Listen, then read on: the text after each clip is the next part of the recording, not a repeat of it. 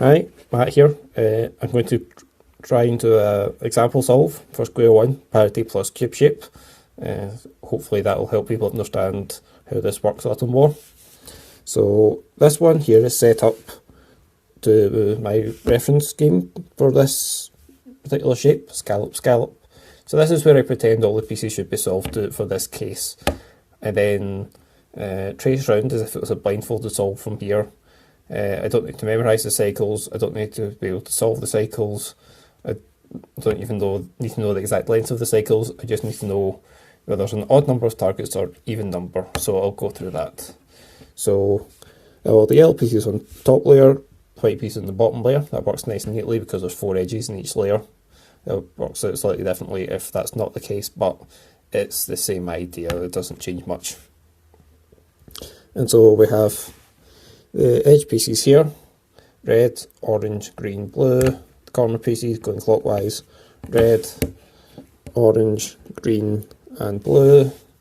And the exact same order on the bottom layer. So that's how I choose to lay out the pieces. So that's where I pretend the solve state is. So if you're tracing for the blindfolded solve, then all the pieces are just going to the obvious solved location. Whereas for Sq-1 we need to pick a solved location because it doesn't work if there's different shapes, and I just want to trace within the shape itself and not find where pieces are going to be after a solved cube shape or anything like that. I just want to look at this shape as it is, and so I pretend this is the solve state for the sake of getting an answer to what the parity is. So I do a random scramble on my good Sq-1, the Chigi or Quaya or whatever you pronounce it, I don't know.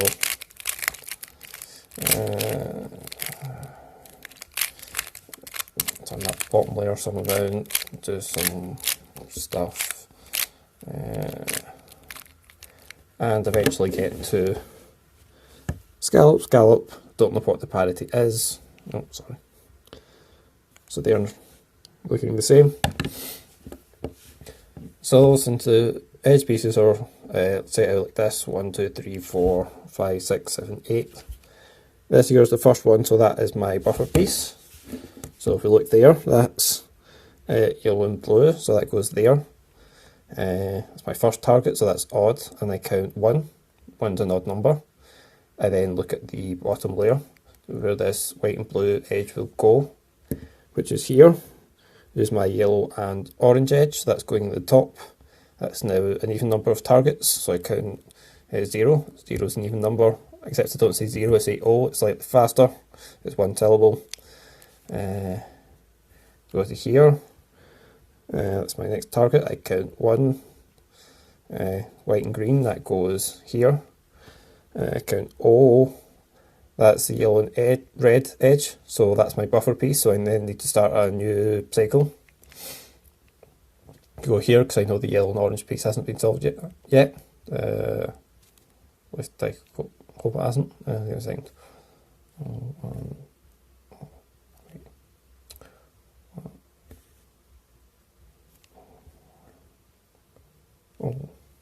Actually it has.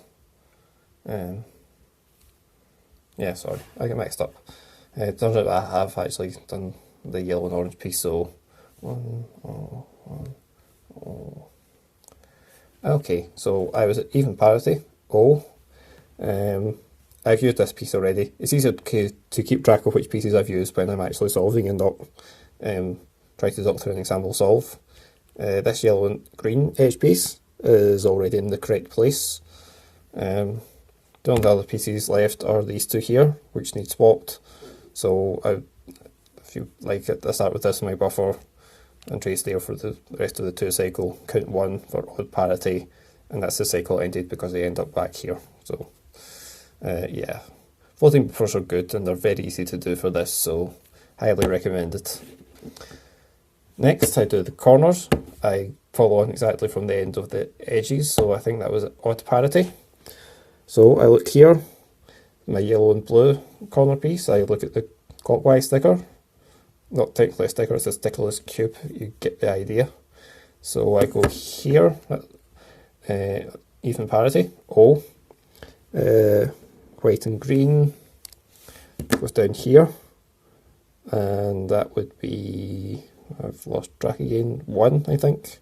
It goes here, O, that goes here, that's 1, it goes there, that's O, that's the end of the cycle, that's even parity. Have I missed any pieces out? I don't actually know. O, 1, O, 1. I'm getting myself confused here. 1, O, 1, O, 1. Yes, there's exactly 2 pieces left. There's this white orange corner and there's a yellow orange corner which need to be swapped. So that's one last 2 cycle to take into account. And so I've forgotten the parity again. This is so difficult when I'm not just doing it quickly and then starting to solve. So it's O1, O1, O1. Okay, so that's 1, that's odd parity. So another reason I wanted to show this shape is because odd parity and even parity don't necessarily mean that that's what I'm going to get if I do a normal cube-shape solution, because some of the obvious cube-shape solutions preserve parity, whereas some of them switch. That's how I choose to set up this method. Instead of having a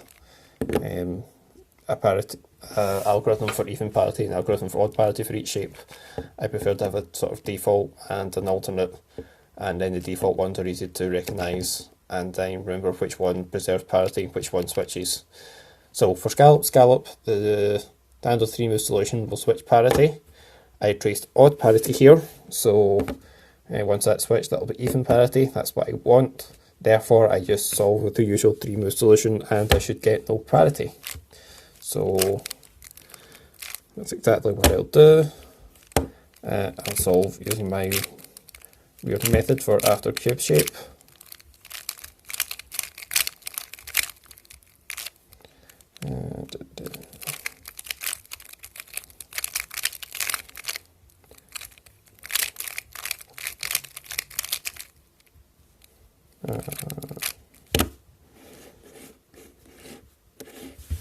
And done, no parity because I did it correctly, and yeah, hopefully that makes sense.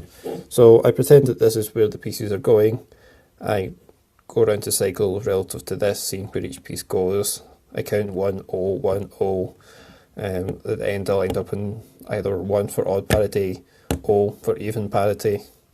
I do the either default or alternate alg based on that and which one preserves and switches parity for that case, and then I solve appropriately.